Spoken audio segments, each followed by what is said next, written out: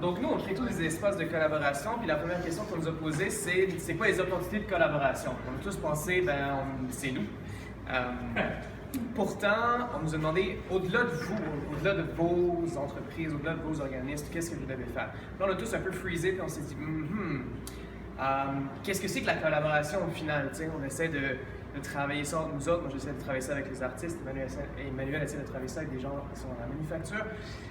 Et au final, on s'est dit, c'est quand même un terme qu'on utilise abondamment sans nécessairement avoir tout le savoir qui vient derrière ou toute la connaissance. Puis on s'est dit, il faudrait s'arrêter un peu puis juste mettre des termes sur ce qu'on veut dire, puis être capable de, comme dans le milieu des startups par exemple, pousser ces termes-là pour vraiment que les gens savent c'est quoi collaborer avec des 3 étapes faciles. Bien sûr, ça irait plus loin que ça, mais ça serait un bon début.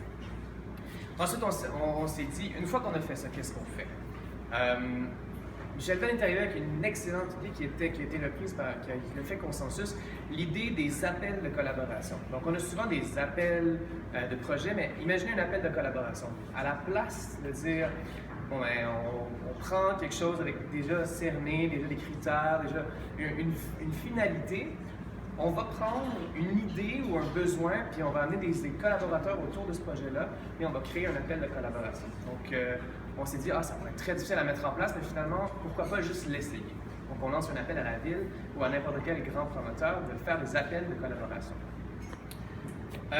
Ensuite, on nous a parlé des besoins et des attentes. Donc, évidemment, les besoins et les attentes, pour nous, il y avait des questions de financement, il y avait des questions de visibilité, il y avait toutes sortes de besoins comme ça.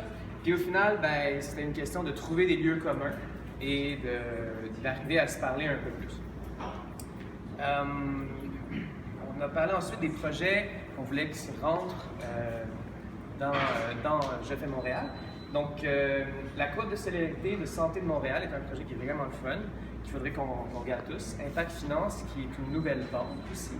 Et la campagne publique. Qu'est-ce que c'est ça? Ah oui!